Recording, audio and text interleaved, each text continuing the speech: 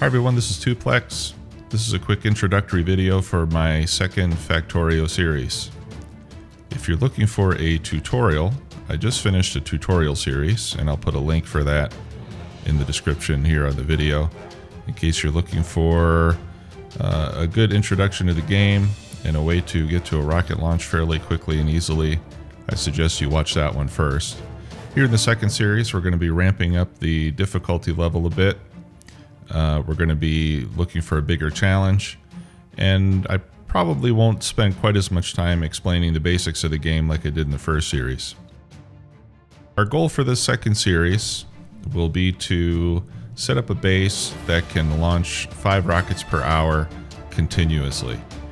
So that means with a satellite, every hour, every 12 minutes, we should be launching a rocket. So that'll require us to have a lot more resource gathering, a lot more production than we did in the tutorial series, so that we can maintain 5 per hour. Now, as far as the design of the base, I wanted to set up a few constraints and concepts, I guess, that are going to guide us as we put the base together. First of all, I want to make the base environmentally friendly. In the first series, we used steam power. We didn't really care about pollution because we were playing in peaceful mode. But in this case, I want to use solar power. I want to use electric furnaces and efficiency modules wherever necessary to keep our pollution down. Part of the reason for that is that we're going to have active biters, meaning that we're not going to be in peaceful mode. So keeping our pollution down will be a good way to prevent our base from being attacked constantly. Secondly, I'm going to be using a mod called Extreme Resources. Now, many of you have probably heard of a mod called RSO, Resource Spawner Overhaul. A lot of players use that. That's a way to have larger resource patches that are spaced farther apart.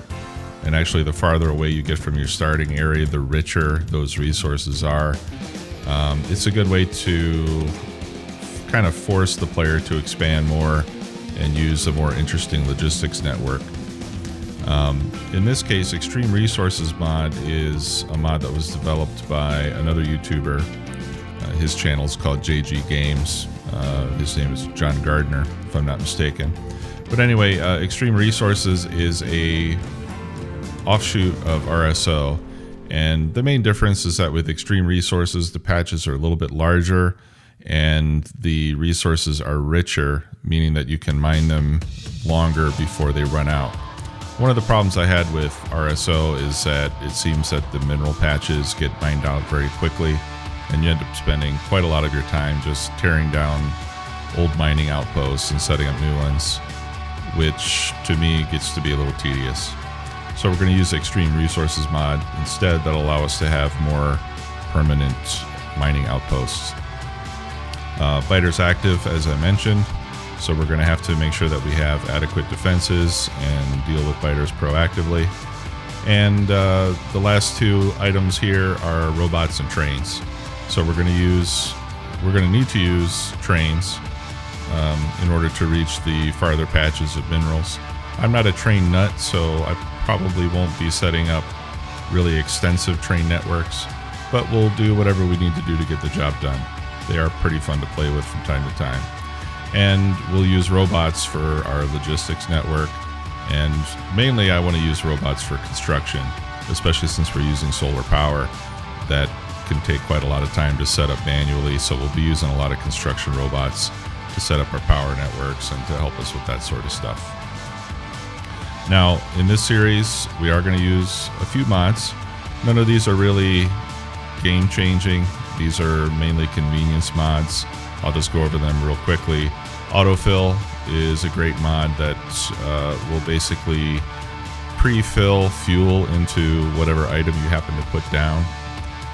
And it also will add ammo to gun turrets. So when you place a gun turret down, it'll automatically insert some ammo into it so that you don't have to do that manually. It's a real time saver.